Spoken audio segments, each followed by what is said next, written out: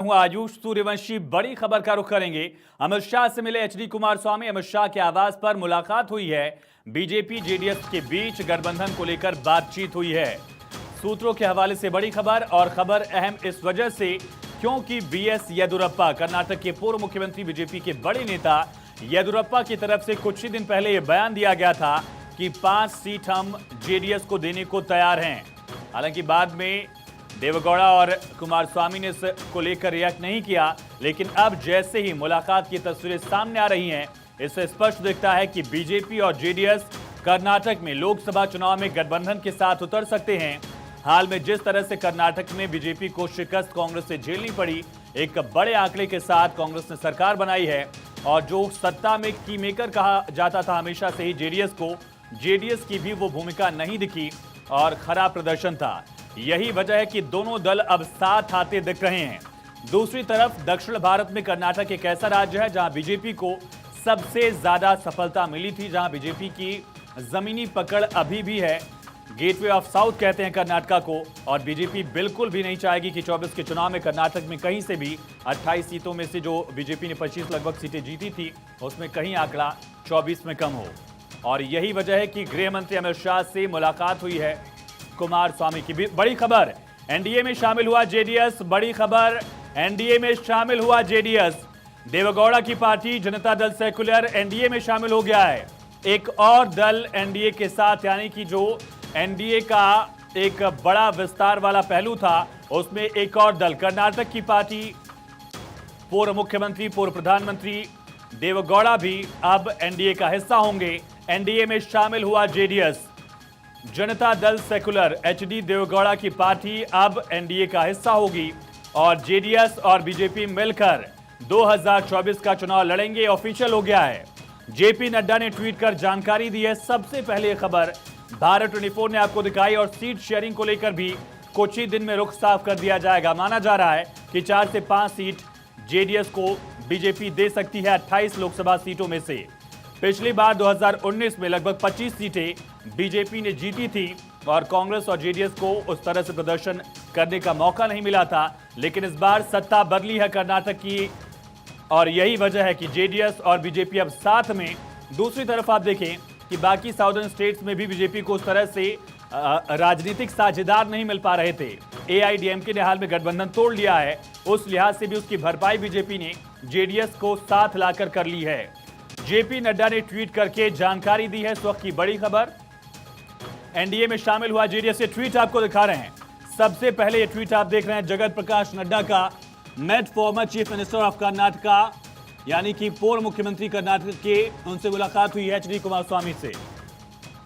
किया ऑलरेडी करने वाले हैं, इसका भी मैं बहुत बहुत स्वागत करता हूं। मैं एक छोटा कार्यकर्ता के हिसाब से I have given some role in this alliance, so definitely मैं जेडीएस को एनडीए ज्वाइनिंग पे बहुत बहुत उनका अभिनंदन करता हूं। निश्चित रूप से विकसित भारत 2047 के लिए मोदी जी का विजन फिर से एक बार यानी एनडीए अलायंस स्ट्रांग होने के लिए और विकसित भारत 2047 करने के लिए सबका रोल बहुत ही इम्पोर्टेंट रहेगा, और इसमें कर्नाटक में जेडीएस का रोल भारतीय जनता पार्टी के साथ आने का is very important. Definitely once again we are getting the full majority under the leadership of honourable prime minister. फिर एक बार हम 302 पार कर रहे हैं, इस बार 400 पार Bharatiya Janata party NDA alliance करेंगे, ये मैं दावे के साथ कह सकता हूं। कर्नाटक में जेडीएस और बीजेपी कितना सीट शेयरिंग के बारे में क्या बातचीत चला है? बाकी सब कुछ हमारे head of the party and our parliamentary board, the JDS or BJP will decide. Sir, you have told that you have played a chota role. Matlab, I think you have played a main role, because yesterday also you went to SD Kumaraswamy's house and you have discussed for 1 hour. Kumaraswamy, Devegowda's house, because Kumaraswamy was also there, I think. So, I'm saying that you have played a very big role in this one. Kumaraswamy is my good friend. Yeah, just because actually, of that only.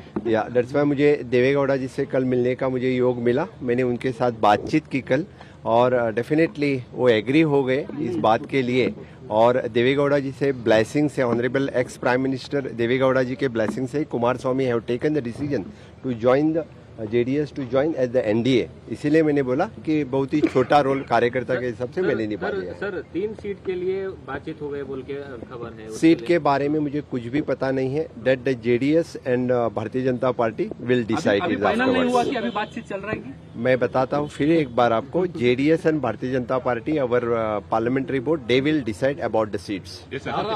Thank you so much, sir.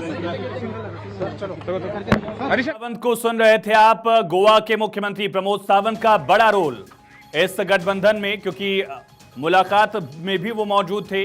दोस्त हैं उनके कुमार स्वामी, ये खुद प्रमोद सावंत कह रहे थे। Seat sharing को लेकर अभी स्पष्ट नहीं किया गया कि कितनी सीटें जेडीएस को दी जाएंगी। सीधा रुख करेंगे, अक्षय राय हमारे साथ लगातार बने हुए हैं।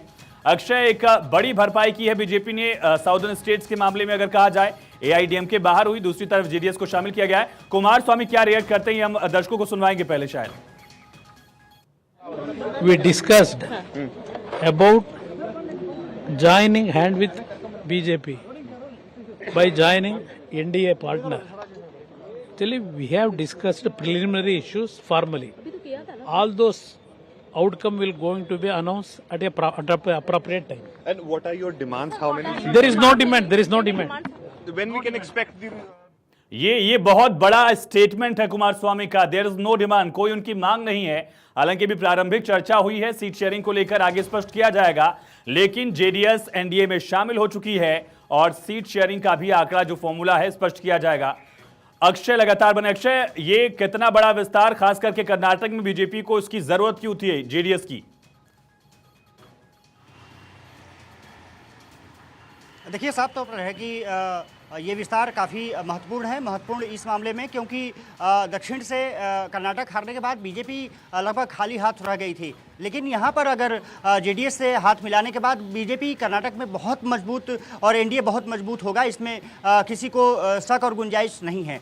साफ तौर पर है कि एच डी देवगौड़ा से जो केमिस्ट्री प्रधानमंत्री नरेंद्र मोदी की पिछले दिनों संसद भवन के उद्घाटन के समारोह के दौरान देखने को मिली थी, ये माना जा रहा है कि वो केमिस्ट्री ने काम किया है। और जिस तरह से कांग्रेस ने कर्नाटक में जीत हासिल की थी, उसके बाद ये कयास लगाए जा रहे थे। कुछ दिन पहले खबरें निकल कर सामने आई थी कि जेडीएस के और बीजेपी के तमाम नेता लगातार संपर्क में हैं, और आज जेपी नड्डा ने फाइनल मोहर लगा दी है कि जेडीएस और बीजेपी ने गठबंधन कर लिया है, एनडीए का हिस्सा जेडीएस हो चुका है।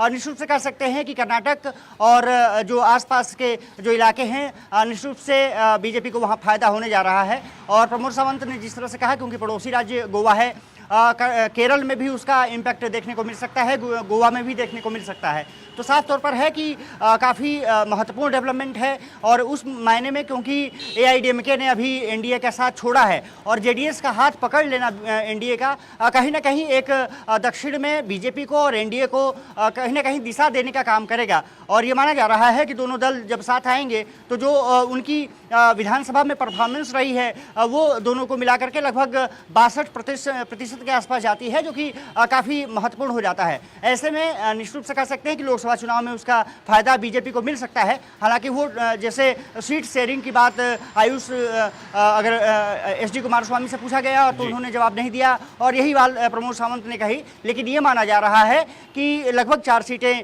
जेडीएस को मिल जाएगा, इसकी संभावना जो सूत्र हमारे बता रहे हैं। 24 सीटों पर बीजेपी और 4 सीटों पर जेडीएस चुनाव लड़ेंगे। हालांकि एक सीट का नुकसान तब भी बीजेपी को वहां पर होगा, क्योंकि 25 सीटें 2019 चुनाव में जीती थी। तो कहा जा सकता है कि एक बेहतर भरपाई करने की कोशिश में बीजेपी कामयाब हुई है, और उसका देखने वाली बात होगी कि कब डिसिसिव फैक्टर निकल के सामने आता है, कब सीटों का जो बंटवारा है वो फॉर्मली अनाउंस कर दिया जाता है। लेकिन ये माना जा रहा है बीजेपी के लिए बेहतर पहलू अक्षय यहाँ ये भी दिखा कि कुमार स्वामी ने कहा कि उनकी कोई डिमांड नहीं है, यानी सीट शेयरिंग को लेकर बहुत ज्यादा हर्डल या चुनौती नहीं दिख रही है। देखिए, पहले से ही वो सब चीज़ें डिसाइड हो चुकी है। जो एच डी देवगौड़ा हैं, आप जानते हैं कि पुराने दिग्गज रहे हैं, और उन्होंने साफ तौर पे कहा होगा कि देखिए आपको थोड़ा बहुत नुकसान झेलना पड़ सकता है, लेकिन हम तभी आएंगे जब हमारी तो कुछ डिमांड होगी। और यही वजह रही है कि अब एच डी कुमार स्वामी ने कह दिया कि उनकी कोई डिमांड नहीं है। हालांकि निश्चित रूप से छोटे भाई के रूप में वहाँ पर जेडीएस काम करेगा, लेकिन कहीं ना कहीं पहले से ये जब मुलाकात हुई है और अनाउंस कर दिया गया कि एनडीए में शामिल हो रहे हैं। ठीक है अक्षय, तमाम जानकारी के लिए बहुत शुक्रिया आपका। जेडीएस एनडीए में शामिल, सीट शेयरिंग को लेकर भी आंकड़ा स्पष्ट किया जाएगा, लेकिन फिलहाल बीजेपी अपने कुनबे का विस्तार करते हुए, एनडीए का विस्तार करते हुए। इसी बीच एक बड़ी खबर है, लालू एंड फैमिली की मुश्किलें बढ़ गई हैं। लैंड फॉर जॉब मामले में राउज एवेन्यू कोर्ट ने समन भेजा है। 4 अक्टूबर को कोर्ट में पेश होने के निर्देश दिए गए हैं। इस वक्त की बड़ी खबर है, लैंड फॉर जॉब मामले में राउज एवेन्यू कोर्ट ने 4 अक्टूबर को कोर्ट में पेश होने का समन भेजा है लालू परिवार को। तेजस्वी का भी नाम इसमें सामने आया था, लालू यादव का नाम इसमें शामिल था। ऐसे में एक बार फिर से मुश्किलें बढ़ती दिख रही हैं लालू यादव और उनके पूरे परिवार की। लैंड फॉर जॉब मामले में राउज एवेन्यू कोर्ट का समन।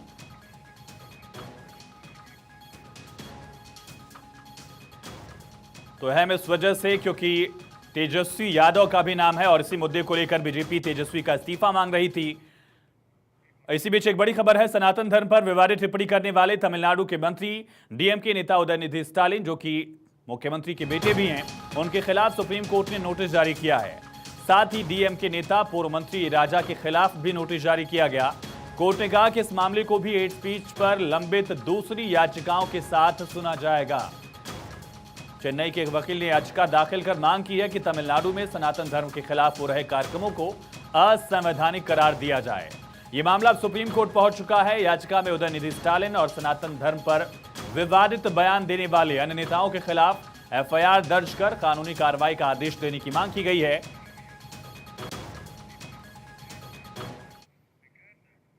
जम्मू एयरफोर्स स्टेशन में पहली बार भारतीय वायुसेना का एयर शो हुआ। जम्मू कश्मीर के भारत में विलय के 76 साल पूरे होने और जम्मू वायुसेना स्टेशन की डायमंड जुबली पर पहली बार इस तरह के शो का आयोजन किया गया। इस एयर शो में Surya Kiran aerobatic team hoc MK-132 विमान से देश की ताकत दिखाई। इसके अलावा MI-17 हेलीकॉप्टर के डिस्प्ले के साथ एयर वॉरियर ड्रिल टीम, आकाशगंगा, डेयर डेविल स्काई और ये आसमान में करतब दिखाए गए। इस शो को देखने के लिए बड़ी संख्या में लोग पहुंचे। आप देख रहे हैं किस तरह से पैराशूट से जो वायुवीर है हमारे, उन्होंने छलांग लगाई। और यहाँ आप देख सकते हैं अलग अलग फॉर्मेशन, सूर्य किरण की बात कर लीजिए, अलग अलग फॉर्मेशन से यहाँ दिखाए गए हैं। और जम्मू कश्मीर के लिहाज से बेहद अहम जम्मू स्टेशन पर, एयरबेस पर आकाशगंगा स्काई डाइवर्स ने पैराशूट से तिरंगा बनाया और इसे देखने के लिए काफ़ी संख्या में लोग यहाँ पहुंचे थे। आकाश में वायुवीरों का ये दम है। जम्मू एयरफोर्स स्टेशन पर यह पहली बार एयर शो हुआ अब तक के 75-76 सालों में। और जम्मू वायुसेना स्टेशन की भी ये डायमंड जुबली है, जिस मौके पर एयर शो आकाशगंगा स्काई डाइविंग टीम के साथ डाइवर्स आसमान में उतरे।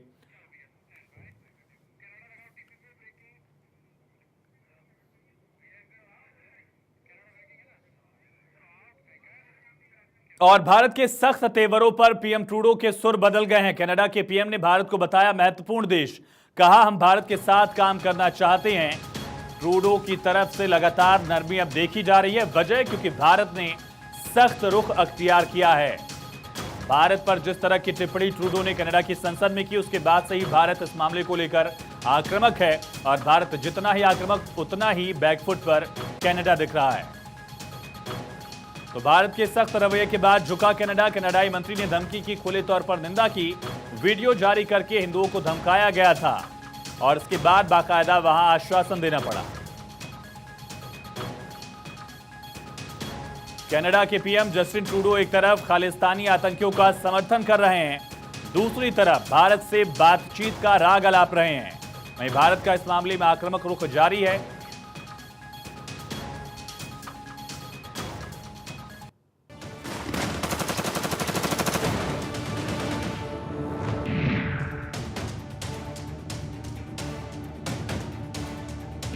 खालिस्तान से यारी ट्रूडो को पड़ गई भारी। ट्रूडो का खालिस्तान कनेक्शन भारत दे रहा टेंशन। ट्रूडो के झूठ पर प्रचंड गुस्से में भारत, घिरने पर बदले कनाडाई पीएम ट्रूडो के सुर। भारत ने 2-2 कनाडा को समझा दिया है कि कायदे में रहोगे तो फायदे में रहोगे और अगर भारत विरोधी प्रोपेगेंडा चलाओगे तो शटर डाउन करना पड़ेगा। भारत ने साफ तौर पर सीधे शब्दों में कनाडा को समझा दिया कि आतंकवादियों को, अपराधियों को, भारत के दुश्मनों को अपने यहाँ पनाह देना बंद करें। भारत ने जस्टिन ट्रूडो के खालिस्तान प्रेम का भी भांडा फोड़ किया, कनाडा की पोल पट्टी खोल दी।